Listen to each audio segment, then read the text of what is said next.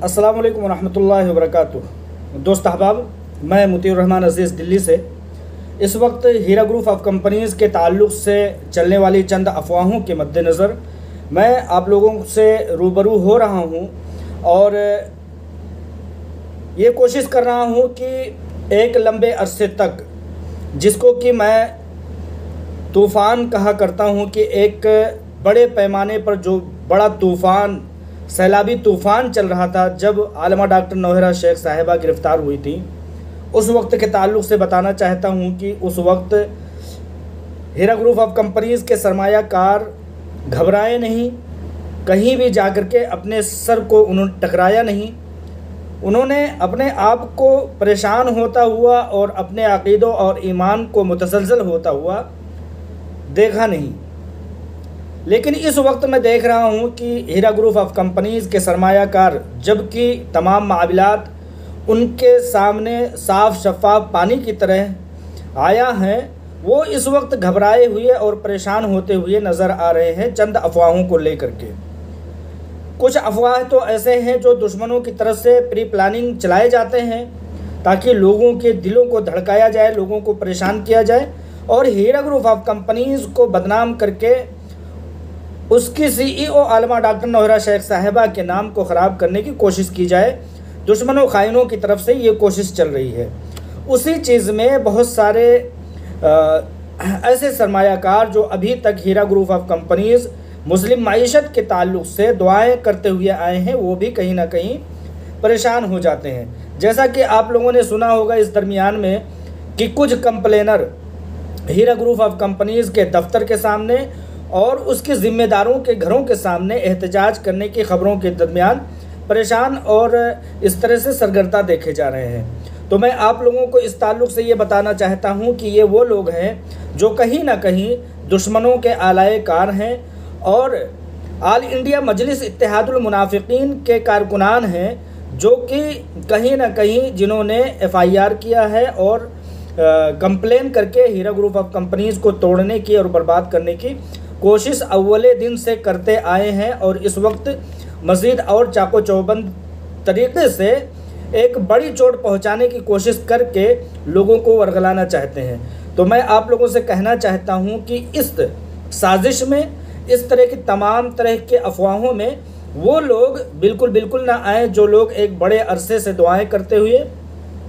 सब्र करते हुए हीरा ग्रुप ऑफ कंपनीज़ पर भरोसा करते हुए आए हैं। वो इस मुहिम में या इस साजिश में शरीक कतई ना हो। कहीं ऐसा ना हो कि कंप्लेनरों की बिछाई हुई बिसात में, उनके बिछाए हुए जाल में कहीं आप लोग भी फंस जाएं और मुकद्दमात में आप लोग भी कहीं ना कहीं उलझ जाएं।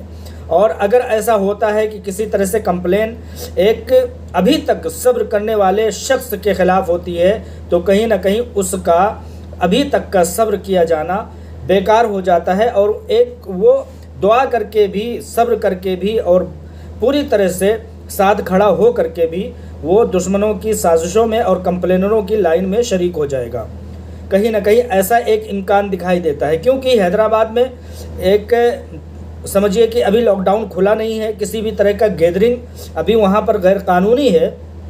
तो अगर कोई हीरा ग्रुप ऑफ कंपनीज़ के दफ्तर के सामने अगर गैर कंप्लेन किया हुआ गैर कंप्लेनर अगर वो जाता है और उसके ख़िलाफ़ किसी भी तरह का कंप्लेन होता है, तो कहीं ना कहीं हीरा ग्रुप ऑफ कंपनीज़ को डैमेज करने की उस पर भी शिकायत दर्ज हो सकती है। ऐसे में तमाम का तमाम सब्र किया जाना उसका धरा का धरा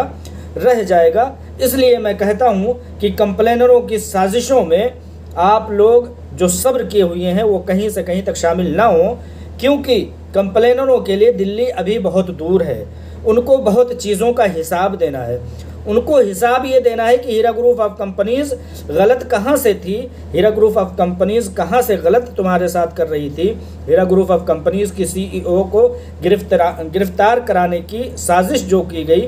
वो कहाँ से जायज़ था। इस तरह के बहुत सारे सवालों के जवाब देना है। यहाँ तक कि कंप्लेनरों को और FIR कुनिंदगान को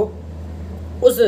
नुकसान का भी खमियाजा भरना पड़ेगा जो हीरा ग्रुप ऑफ कंपनीज़ को 2-3 सालों तक बंद रहने के दरमियान जो नुकसानात हुए हैं। लिहाजा उनकी किसी भी मुहिम में और उनकी किसी भी साजिशी जाल में आप लोग फंसे नहीं, उनकी हाँ में हाँ ना मिलाएं। ये सारे के सारे लोग कंप्लेनर हैं और ये लोग नहीं चाहते हैं कि हीरा ग्रुप ऑफ कंपनीज़, जो अभी तक उसकी सीईओ ने अपने सरमायाकारों के लिए एक लंबी लड़ाई लड़ते हुए अपनी अज़ियत, अपने आप को अज़ियत में डाल करके एक लंबी लड़ाई इसलिए लड़ी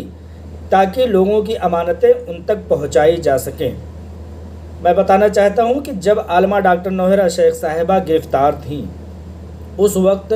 लगभग 1600 लोगों को उनकी अमानतें सोना दे करके उनके सुपुर्द किया गया ताकि लोग अपने आप को राहत में पहुंचा सकें।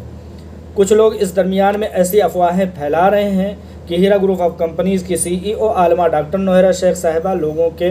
पैसे रोक करके नहीं दे करके ऐसी मंशा उनके बारे में अफवाहों के तौर पर फैला रहे हैं। तो इस तरह की साजिशों के जाल में आप लोग ना आए। चीज़ें देर तो हो सकती हैं, चीज़ों में देर तो हो सकता है, लेकिन ऐसा हीरा ग्रुप ऑफ कंपनीज़ के तमाम बोर्ड ऑफ डायरेक्टर्स, उसकी सीईओ पर ऐसा सोचना भी गलत है कि वो किसी की अमानत रखने के हक़ में है। कतई नहीं। आप लोग ये देखें कि एक वक्त का आप लोगों ने भी ये चीज़ सुना होगा कि हीरा ग्रुप ऑफ कंपनीज़ की सीईओ आलमा डॉक्टर नौहरा शेख साहिबा जब अपने बिज़नेस को फैलाने के लिए, बढ़ाने के लिए जब बैरून ममालिक का सफ़र किया करती थी, तो एक वक्त ऐसा आया कि सोने के लेन देन में जो खदानें होती हैं, जो माइंस होते हैं, उसके लेन देन में जो डस्ट होता है सोने का, उसके लेन देन में एक वाक़या ऐसा भी आता है कि हीरा ग्रुप ऑफ कंपनीज़ की सीईओ क्या देखती है कि जिससे मुआहदा होना है, जिस मालिक से, प्रॉपर्टी डीलर से जिससे मुआहदा होना है, उसके सामने लोग जा कर के झुकते हैं, वो रुकू और सजदा के जैसा एक अमल करते हैं। तो उसको देख करके आलमा डॉक्टर नौहरा शेख साहिबा अपने ईमान की हिफाजत के तौर पर वो वहाँ से निकल आती हैं और अपने गाड़ी में बैठते ही हैं कि वहाँ पर एक ब्रोकर पहुँचता है और ये कहता है कि आप क्यों जा रही हैं, जो प्रॉपर्टी के मालिक हैं वो आपको बुला रहे हैं। तो जब ये आलमा डॉक्टर नौहरा शेख साहिबा वहाँ पर जाती हैं तो वो बयान करती हैं कि ऐसा है कि आपका यहाँ पर जो सलाम का तरीक़ाकार है, जो सलाम करने का तरीक़ा है, वो मुझे पसंद नहीं है। हम लोग इस तरह का काम जो है वो अल्लाह ताला की इबादत में करते हैं, हम किसी इंसान के सामने झुक नहीं सकते, इसलिए हम जा रहे थे क्योंकि हमसे ये अमल नहीं होगा। तो उस प्रॉपर्टी डीलर ने ये कहा, जो वहाँ का माइंस का जो मालिक था, उसने कहा कि नहीं, कोई बात नहीं, अगर आप इस तरह का अमल नहीं करना चाहती हैं तो ये हमारे बिज़नेस का कोई हिस्सा नहीं है। तो उस पर आलमा डॉक्टर नौहरा शेख साहिबा कहती हैं कि ये 600 किलो डस्ट जो सोने का था, जिसके लिए बिज़नेस होना, जिसके लिए मुआहदा होना था, ये 6 किलो डस्ट क्या 6000 टन, 600 किलो भी अगर 6000 किलो भी अगर ये होता तो सजदा तो दूर की बात है, इसके सामने मैं वो ताज़ीम नहीं पेश करती जिस ताज़ीम का ये अपने आप को हकदार समझता है। तो इस बात को मेरे पेश करने का मतलब ये है कि जो आलमा डॉक्टर नौहरा शेख साहिबा ने जो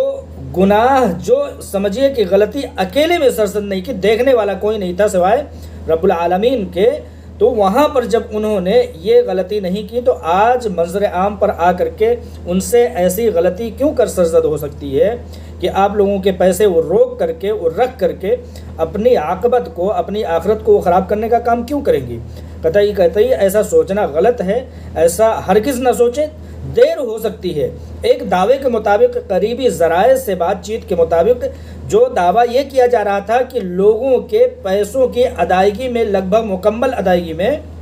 सालों लग जाएंगे, साल भर लग जाएगा।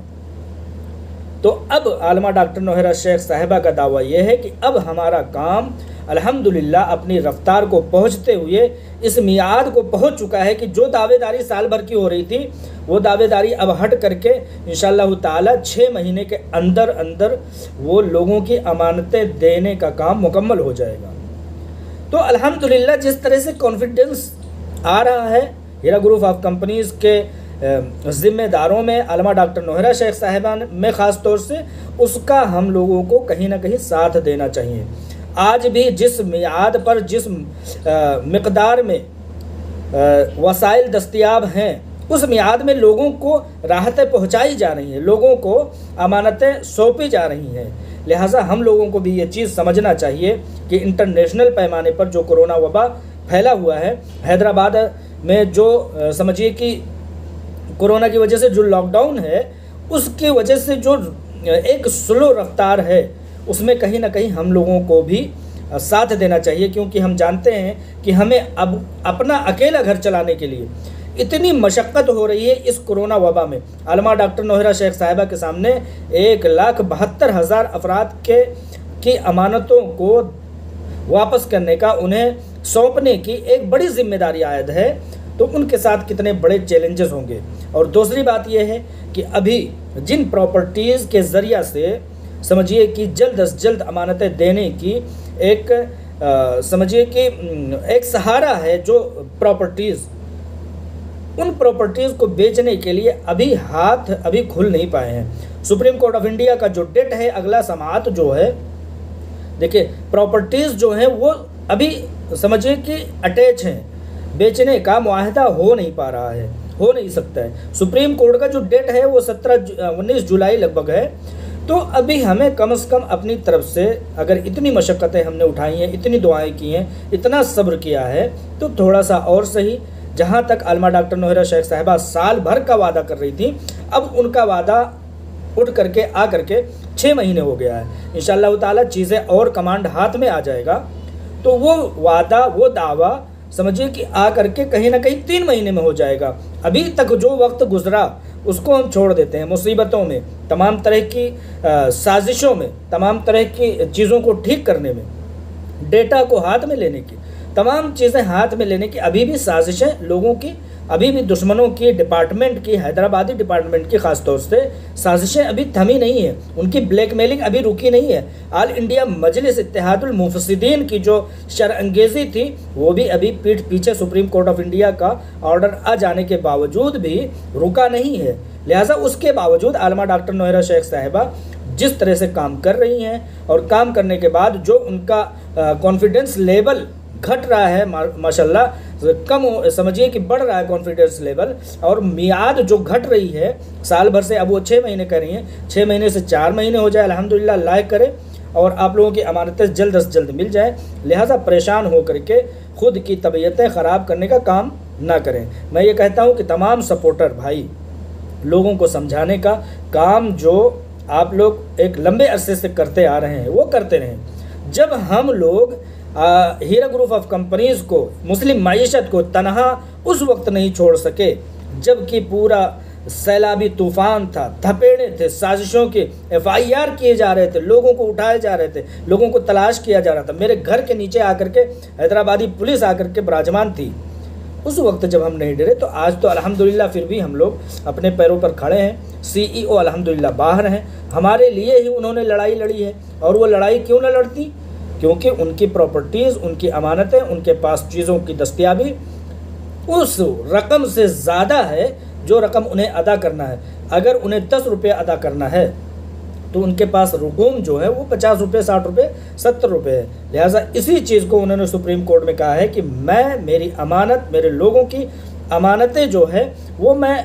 खुद दूंगी, क्योंकि मैं उसको देने के लायक हूँ। सुप्रीम कोर्ट ने उस चीज़ की जांच पड़ताल की, उसने देखा कि वाकई में ये दे सकती हैं। एक लंबे अरसे तक इन्होंने अमानतें अदा की हैं, लोगों को प्रॉफिट अदा किए। सुप्रीम कोर्ट ने उनको ज़मानत दे दी और उनको ओवरहैंड कर दिया और कहा कि